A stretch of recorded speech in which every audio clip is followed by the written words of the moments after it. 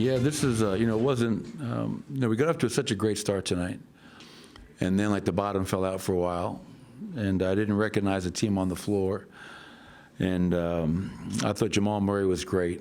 I think he kind of helped will this team to a win tonight. So we've won three in a row on the road, 9 and 8 now on the road. And we have to finish it up in Charlotte tomorrow night. But very proud of our group. Things weren't going our way. You thought you had the game won, that a certain play would happen, and that's why you got to play all 48 minutes. But very proud of the group to find a way to win. I think that's the key about, being a good team. You have to be able to win a lot of different ways. And I thought tonight we showed that even when we're not at our best, we have some pretty good players that can find a way to make big plays, to get timely stops, to make clutch free throws, whatever it may be, and to get the win. As much as Jamal's dealt with the injuries and the minutes restrictions and everything, how nice is it to sort of just get a reminder at this point in the season of what he can do when he gets hot in the second half like that? Yeah, I don't need a reminder. I mean, I've been with Jamal for 8 years now. I fully know what he's capable of. So I'm just really was so impressed with his game tonight. I mean, 32 points, 26 in the second half, as I mentioned, 9 assists, only 1 turnover. But, he goes 4 or 6 from the three-point line, 11 19 from the field. And I thought on both ends, he was our defensive player of the game as well. I felt he was just leaving all of himself out there. And, that was great to see from him. Guys on the bench and they're growing. I said, what are you doing at a night where they may struggle just a little bit? Do you, get on them? Do you motivate them? He goes, no, you just get some details in them and then let them learn how to play through it. Would you agree with that assessment? Yeah, I mean, that unit's been playing at such a high level, and tonight wasn't necessarily their night, which is going to happen, especially when you're playing as many young players as we are. But like that play late in the game, I put Payton in, and he winds up fouling a jump shooter. He's not trying to make a mistake, but what a valuable experience to learn from, because that is the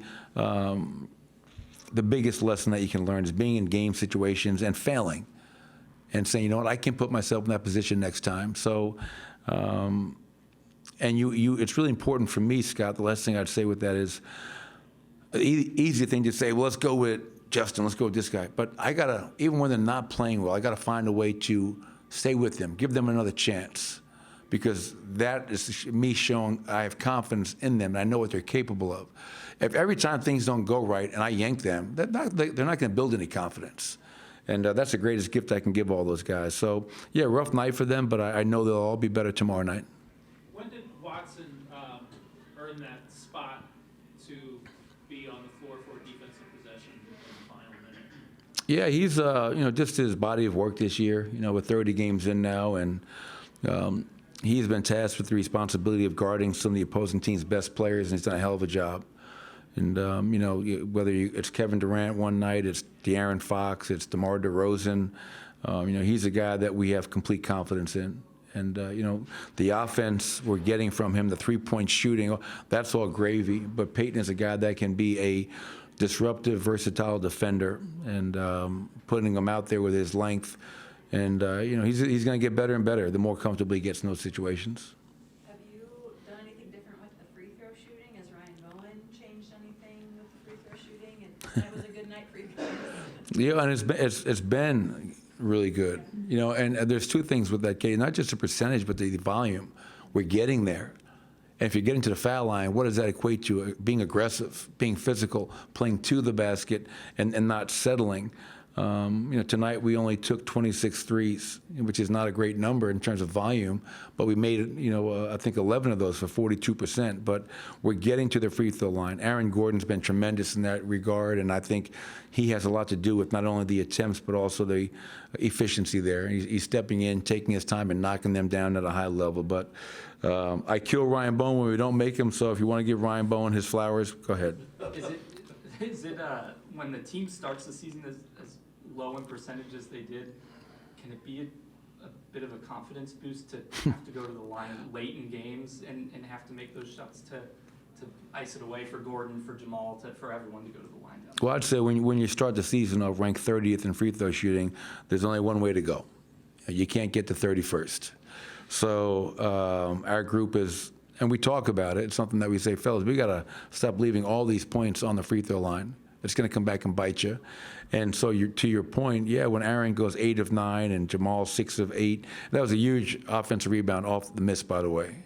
Now we go back, he makes 2. Now it's a 2-possession game. But, yeah, I think our guys are getting a lot more confident. And the schedule's been crazy. I can't say enough good things about our group in terms of handling this schedule. It's been it's a very, very demanding schedule.